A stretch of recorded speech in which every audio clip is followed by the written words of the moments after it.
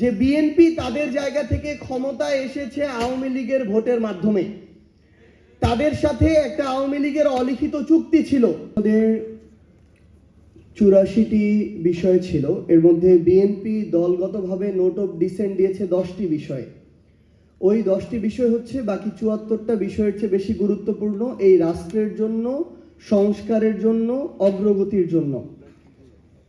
অন্তর্বর্তীকালীন সরকারের 133টা অধ্যাদেশ, এর মধ্যে ইতিমধ্যেই 20টা বাতিল হয়ে গিয়েছে। এগুলো আর নতুন করে আইন করার কোনো সুযোগ নেই। বিএনপি যদি করে তাদের মতো করে করবে।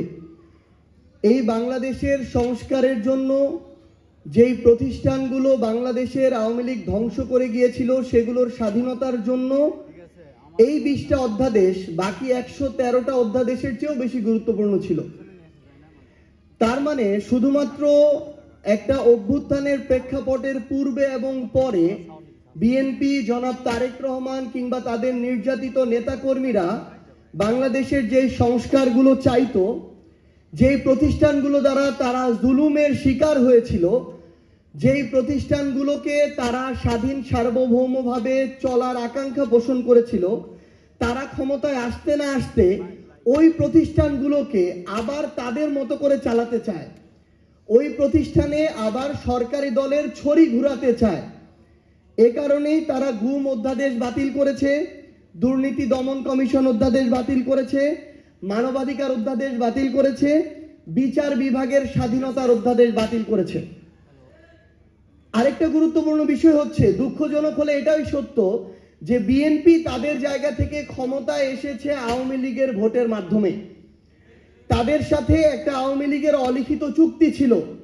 আওয়ামী লীগের বিভিন্ন নেতাকর্মীরা, ইভেন শেখ হাসিনা পর্যন্ত দেশের বাইরে বসে এখন এই কথাগুলা বলে। তো এর মধ্য দিয়ে এখন সবচেয়ে বড় যে সমস্যাটা হয়েছে আমার জুলাইয়ের যোদ্ধাদের, শহীদ পরিবারদের, যে অভ্যুত্থানের পরে এই নতুন সরকারটা যখন গঠন করলো তারপর থেকে আমরা দেখতে পেলাম সেই অলিখিত চুক্তির কারণে যারা ওই জুলাই যোদ্ধাদের উপরে অভ্যুত্থানের সময় আক্রমণ করেছিল, যারা আমাদের শহীদ ভাইদের হত্যার জন্য দায়ী, তাদের অনেক দাগী আসামিরা এখন জামিন পেয়ে যাচ্ছে। আমাদের আহত যোদ্ধাদের উপরে ঢাকা শহর থেকে শুরু করে বিভিন্ন জায়গায় যারা হুমকি দিয়েছিল, আক্রমণ করেছিল, লাঠি দিয়ে পিটিয়েছিল, তারা এখন আবার ওই একই জায়গায় বুক ফুলিয়ে বেড়াচ্ছে এবং আমার আহত যোদ্ধা আর শহীদ পরিবারদেরকে বলছে যে তোদের সময় শেষ হয়ে এসেছে, আমরা ফিরে এসেছি, দেখব তোরা কি করতে পারিস।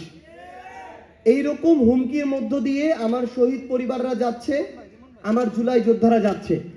আমরা বিএনপিকে আহ্বান করব যে আপনারা যদি আপনাদের জায়গা থেকে মনে করেন যে আপনারা বিরোধী দলের কবর খুঁড়বেন, আবার নিজেরা সংসদীয় স্বৈরতন্ত্রের পথে হাঁটবেন, তাহলে মনে রাখবেন ওই কবরের আপনাদের জায়গাটা হবে সবার আগে। এবং শহীদ পরিবার এবং আহত যোদ্ধাদের সর্বশেষ একটা কথাই বলবো যে আপনারা দয়া করে কোনো কিছুর বিনিময়ে, কোনো কিছুর বিভিন্ন ধরনের তারা তাদের জায়গা থেকে আমরা দেখাচ্ছি, আপনাদেরকে আশা দেখাচ্ছে, লোভ দেখাচ্ছে, দয়া করে এগুলোর বিনিময়ে বিভাজিত হয়ে সামগ্রিকভাবে আপনাদের যে আকাঙ্ক্ষাটা, এটাকে ক্ষতিগ্রস্ত করবেন না। কারণ এই আকাঙ্ক্ষা যদি ক্ষতিগ্রস্ত হয়, বাংলাদেশ ক্ষতিগ্রস্ত হবে, আর বাংলাদেশ ক্ষতিগ্রস্ত হলে আপনিও বাংলাদেশের অংশ, আপনিও এটা হবেন। আমরা আপনাদেরকে কোনো দলের ব্যানারে দেখতে চাই না। আমরা চাই সকল শহীদ পরিবার এবং আহত যোদ্ধারা একসাথে যে আকাঙ্ক্ষা নিয়ে আপনাদের পরিবারের মানুষগুলো জীবন দিয়েছে, আপনারা ওই আকাঙ্ক্ষার পক্ষে থাকুন। যদি আমরা এর পক্ষে কথা বলি তাহলে আমাদের পক্ষে কথা বলতে পারেন, যদি আমরা বিপক্ষে কথা বলি তাহলে প্রয়োজনে আমাদের বিপক্ষে কথা বলবেন। সবাই ভালো থাকবেন, দোয়া করবেন। আসসালামু আলাইকুম ওয়া রাহমাতুল্লাহ।